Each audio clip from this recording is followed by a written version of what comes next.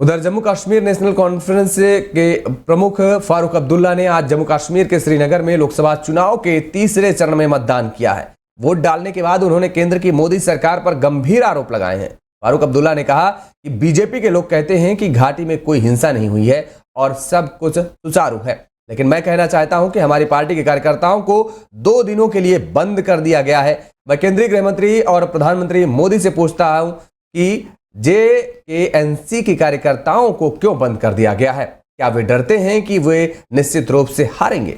UP में लोकसभा के चौथे चरण में हरदोई, मिश्रिख, उन्नाव, फर्रुखाबाद, इटावा, कन्नौज, कानपुर, अकबरपुर लोकसभा क्षेत्रों में मतदान जारी है। कानपुर में महापौर प्रमिला पांडे ने हडसन स्कूल मतदान केंद्र में मतदान किया। इसके साथ ही लोगों से बढ़ चढ़कर मतदान करने की अपील भी की। कानपुर के बिल्हौर तहसील के कई गांवों में ग्रामीणों ने मतदान का बहिष्कार किया। बकरगंज व मेडुआ गांव में ग्रामीणों ने मत का बहिष्कार कर दिया। कई सालों से ग्रामीण गांव की सड़क की मांग कर रहे हैं। ग्रामीण बोले, सड़क नहीं तो वोट नहीं। हरदोई जिले में आर्य कन्या इंटर कॉलेज के बूथ पर पूर्व सांसद नरेश अग्रवाल ने पत्नी मंजुल संग वोट डाला। वहीं आबकारी मंत्री नितिन अग्रवाल ने पत्नी गरिमा के साथ वोट डाला, जबकि कानपुर देहात में सिकंदरा विधानसभा के पीतमवरपुर गांव के ग्रामीणों ने मतदान का बहिष्कार कर दिया है। और लोकसभा का चुनावी महासंग्राम अपने चरम पर पहुंच चुका है। वहीं यूपी की हॉट सीट में शामिल अमेठी और रायबरेली में मुकाबला रोमांचक हो गया है। इस बार वायनाड के अलावा रायबरेली से चुनाव मैदान में उतरे राहुल गांधी आज पहला प्रचार करेंगे। इस दौरान उनके साथ उनकी बहन प्रियंका गांधी वाड्रा भी मौजूद रहेंगी। गांधी परिवार का गढ़ मानी जाने वाली इस सीट पर राहुल गांधी रायबरेली के राहुल स्लोगन के साथ प्रचार अभियान का शुभारंभ करेंगे। प्रचार के दौरान क्षेत्र के लोगों को फिरोज इंदिरा सोनिया गांधी की विरासत का हवाला भी दिया जाएगा। इसके बाद राहुल गांधी और समाजवादी पार्टी के मुखिया अखिलेश यादव की संयुक्त जनसभा 17 मई को यहां पर प्रस्तावित है। दरअसल राहुल गांधी और कांग्रेस महासचिव प्रियंका गांधी आज रायबरेली के महाराजगंज और हरचंदपुर में संयुक्त जनसभाओं को संबोधित करेंगे। और उधर झारखंड मुक्ति मोर्चा के नेता और पूर्व मुख्यमंत्री हेमंत सोरेन ने धन शोधन घोटाले के मामले में ईडी की गिरफ्तारी के खिलाफ उच्चतम न्यायालय का दरवाजा खटखटाया है। उनकी याचिका पर आज सुनवाई होगी। हाईकोर्ट ने 3 मई को फैसला सुनाते हुए कहा था कि ईडी के पास पर्याप्त साक्ष्य हैं और हेमंत सोरेन की गिरफ्तारी को गलत नहीं ठहराया जा सकता। इसी आदेश को हेमंत ने SLP दायर कर सुप्रीम कोर्ट में चुनौती दी है। बता दें कि हेमंत सोरेन को प्रवर्तन निदेशालय द्वारा 31 जनवरी को गिरफ्तार किया गया था। उन पर जमीन से जुड़े घोटाले के मामले में धन शोधन का आरोप है और पूर्व सीएम फिलहाल रांची की बिरसा मुंडा जेल में न्यायिक हिरासत में है।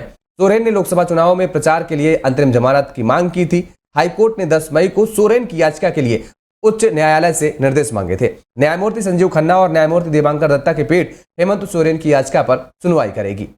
आज सुबह से महाराष्ट्र की 11 लोकसभा सीटों पर मतदान जारी है। कुल 298 प्रत्याशी चुनावी मैदान में हैं। पहले चरण में 5, दूसरे चरण में 8 और तीसरे चरण में 11 लोकसभा सीटों पर मतदान संपन्न हो रहा है।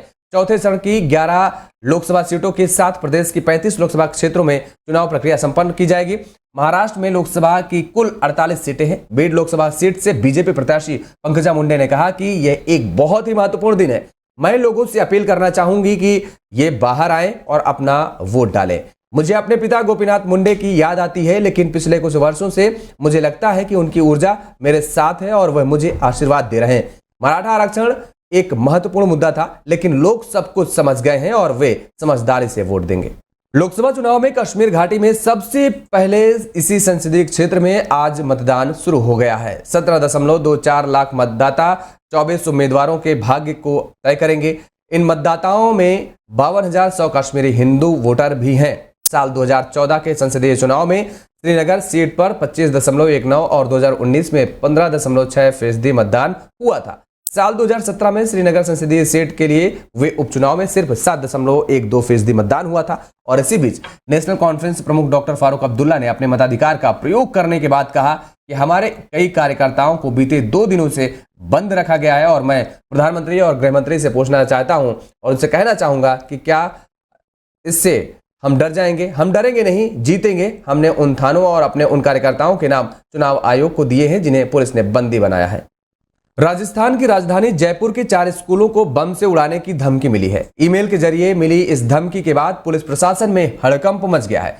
पुलिस ने बताया कि छात्रों और स्टाफ सदस्यों को स्कूल से बाहर निकालकर बम निरोधक दस्ते और कुत्तों के साथ पुलिस टीमों स्कूलों में पहुंच गई हैं। जयपुर पुलिस आयुक्त बीजू जॉर्ज जोसेफ ने कहा कि 4 स्कूलों को बम से उड़ाने की धमकी मिली है। पुलिस स्कूल तक पहुंच गई है। पुलिस ने कहा कि धमकी ईमेल से दी गई है और एक टीम ईमेल भेजने वाली की पहचान करने की कोशिश भी कर रही है। जानकारी के मुताबिक एक अज्ञात व्यक्ति ने प्रिंसिपल को ईमेल भेजकर कहा कि स्कूल बिल्डिंग में बम रखा गया है। इसकी सूचना मिलते ही स्कूलों में हड़कंप मच गया। अफरा तफरी का माहौल होने के बाद स्कूलों से छात्रों और स्टाफ को बाहर निकाला गया।